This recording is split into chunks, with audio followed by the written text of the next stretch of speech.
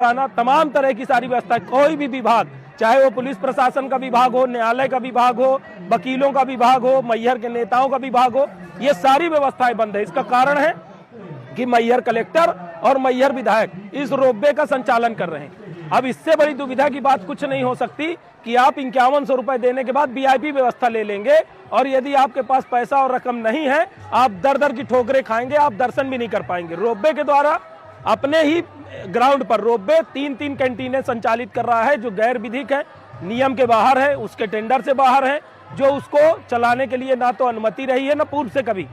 Ropeway जो विगत 8 वर्षों में रोपवे का 70% समिति को जाना चाहिए था और 30% रोपवे को मिलना चाहिए था। 20 सालों तक 70% ये रोपवे खाता रहा।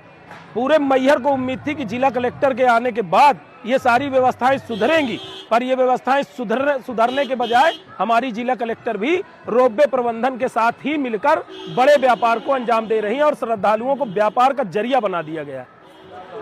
लाखों करोड़ों रुपए कमाया जा रहा है, श्रद्धालुओं को क्या व्यवस्थाएं दी जा रही है? लाखों करोड़ों रुपए कमाने के बाद श्रद्धालुओं के लिए व्यवस्था के नाम पर यहाँ केवल ठोकर, धक्का और उनके लिए दर दर भटकने के अलावा कोई व्यवस्थाएं नहीं। यदि आप देखेंगे तो श्रद्धालु यहाँ पर यदि आता है तो माई के भरोसे ही आता है। उसके लिए ना तो यहाँ सुलभ व्यवस्था है, ना सुलभ शौचालय की व्यवस्था है, ना उसके रुकने की व्यवस्था है, ना बैठने की व्यवस्था है, ना बिसरा।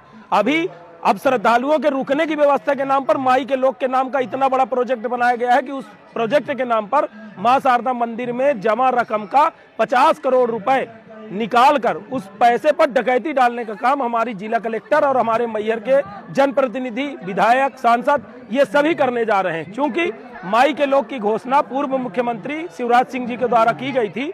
अब यदि वर्तमान सरकार के पास मां शारदा लोक के लिए बजट नहीं है, ऐसी स्थिति में मां शारदा का 50 करोड़ रुपए निकालना, मंदिर खजाने का 50 करोड़ रुपए निकालना, निश्चित ही यह पैसा भ्रष्टाचार की भेंट चढ़ जाएगा और व्यवस्था के नाम पर केवल और केवल इस पैसे का बंदरबाट होगा।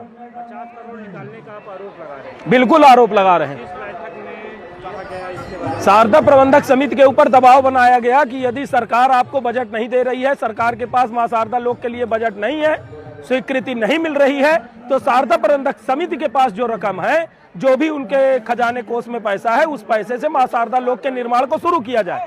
तो जब स्थानीय जनप्रतिनिधियों ने, सांसद ने, विधायक ने, तमाम लोगों ने दबाव बनाया, तो जिला कलेक्टर और शारदा प्रबंधक कमेटी की बैठक में 50 करोड़ रुपए स्वीकृत करके शारदा प्रबंधक समिति के खाते से निकालने की तैयारी हो गई है। मां शारदा के खाते में मात्र 64 करोड़ रुपए है। शेष मां शारदा के खजाने में जो सोने और चांदी के आभूषण हैं, विश्वस्त